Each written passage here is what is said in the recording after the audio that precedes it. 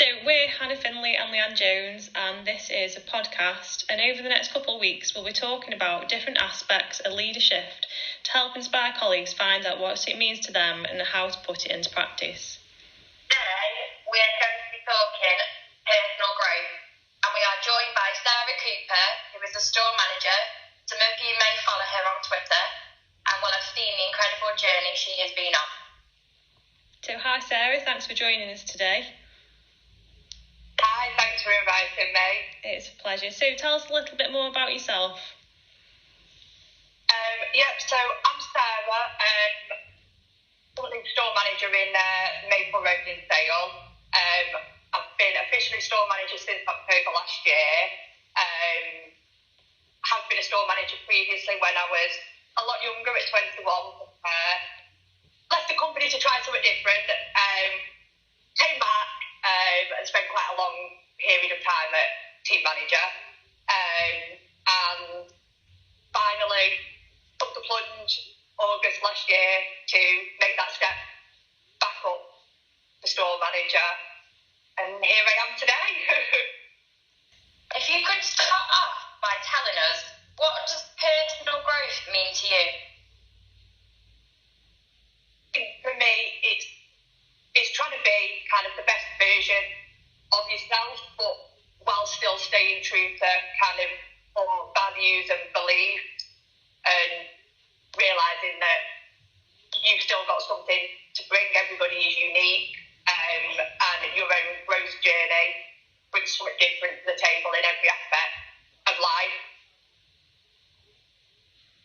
So do you think the personal growth is kind of important to you inside and outside of work? Yeah, definitely. I think in the past, whenever I've done like a PGP and work, whatever, I've always kind of just focused on what can I do in the four walls, what can I influence there, where do I need to develop, how can I develop others, and probably never really focused on kind of growth outside of work. But kind of I think certainly as a business, we've really kind of driven forward that encouraging colleagues to growth outside of working in their personal life can have a huge impact on their work life as well.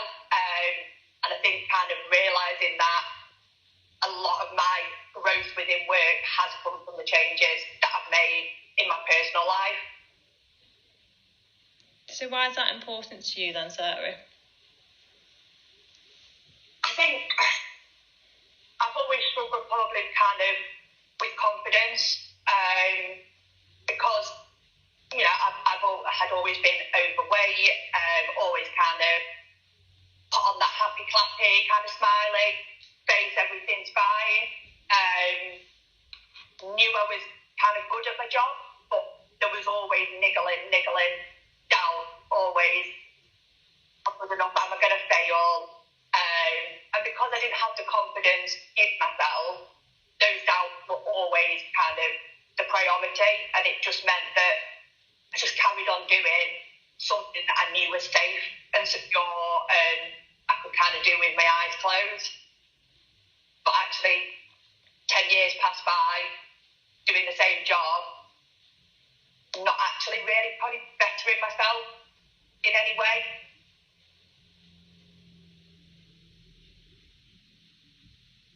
What does it feel like when you know you're growing, when you know you're stepping outside that comfort zone? It's hard. I mean,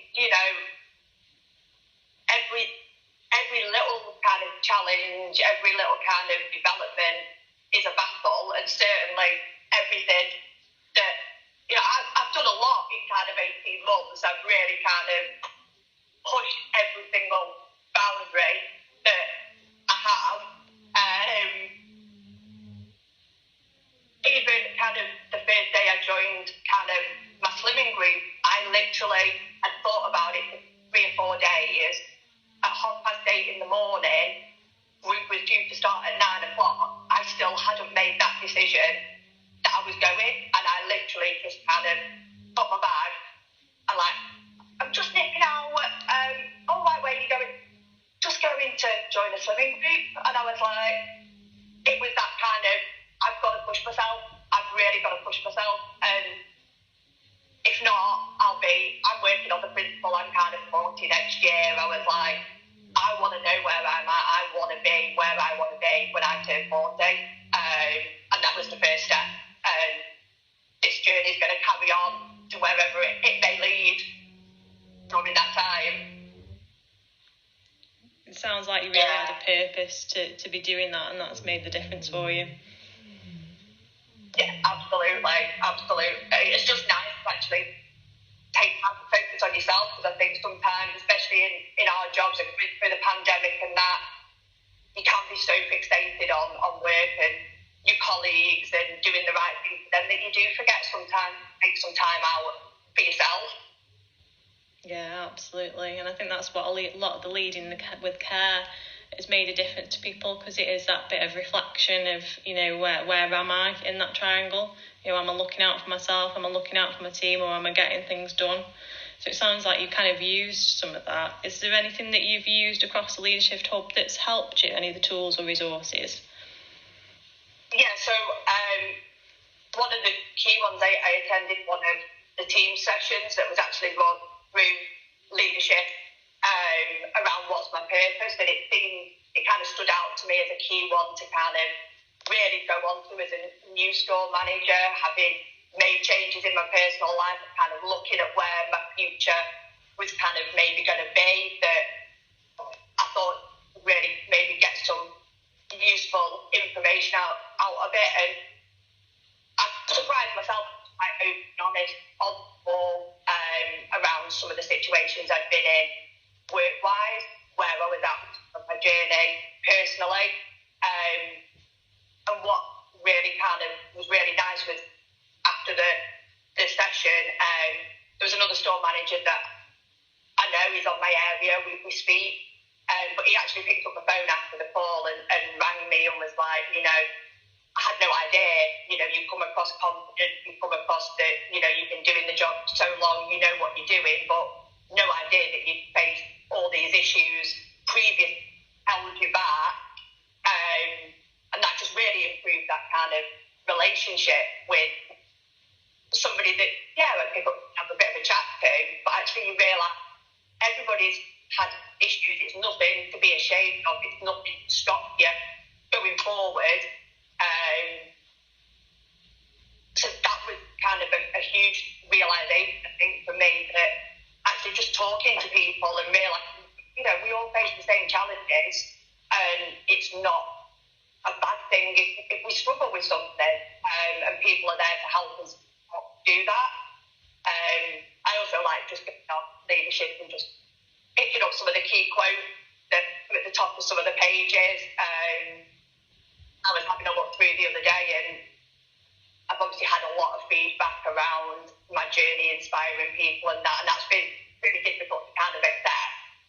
I never thought I'd be that kind of person that would inspire others, but a quote that stood out to me was, inspire more than you drive.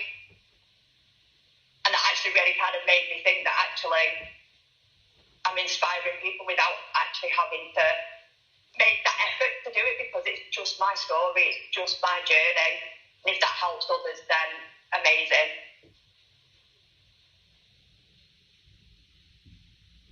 Yeah, that really, really is amazing, Sarah. And you say that it's just your story. It is yours, you've got to own it and tell people about it, but in your own way. And if you're not the type of person that wants to broadcast it in a way you're not comfortable with, then just even conversations like this, the people that are listening are probably going to be thinking, bloody hell, I've been through something similar, maybe I need to pick up the phone to Sarah and find out how she actually got the courage to go to that slimming group, because something made you go when you were wanting not to go, or you were putting it off and doing something inside you flipped and you actually went. So like, how do you get the nitty-gritty of what makes us tick? And once you start doing all that, just look at you now, come down here today, I'm assuming that this is probably a little bit uncomfortable for you, but it's the starting step, isn't it, for you to be like more comfortable talking about things. And sometimes we just do things for other people, inspire others is something we love to do, by just sharing our stories and helping other people listen to other people's stories. it's just amazing what just like talking about things does for people. 100%, 100%. And I think I am very much out of my comfort zone, kind of talking around my journey.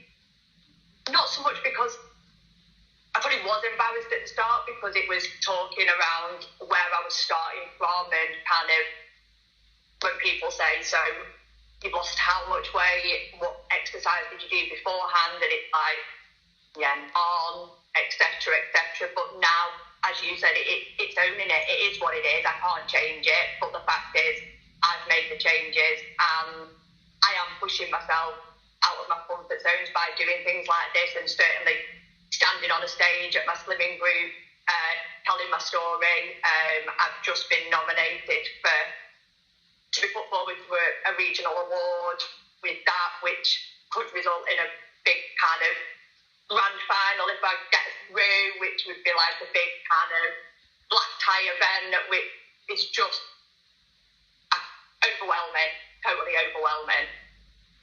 That's incredible, Sarah. It must be so rewarding, when you haven't done that for any other reason other than for yourself, but then to be recognised for it must be really, really rewarding for you.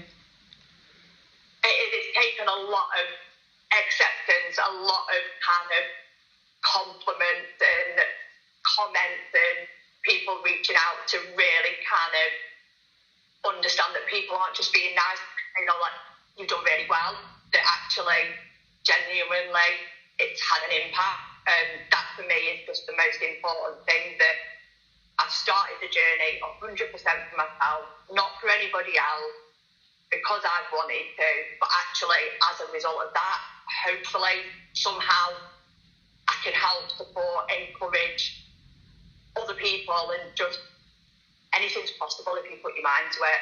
That's what it comes down to. And all the way through, it's been my mindset is, when people say, how do you keep going? It's mindset, because I want to achieve it, so I will achieve it. And it's just that positive thinking means I am where I am today. So if you could wrap that up in one piece of advice that you'd give to other colleagues out there, what would it be? Literally, I think you can achieve anything you want if you're prepared to work at it. Everything and anything is possible. Fab. Thank you very much, Sarah, for today, and thank you for everybody that's listening. We hope that you've been able to see how making your personal growth is really important to you, and how it will benefit you inside and outside of work. If you've enjoyed this chat, you can find us on Twitter, and if you have any leadership story you would like to share, we would love to hear it. Thanks again for listening. See you on episode 2.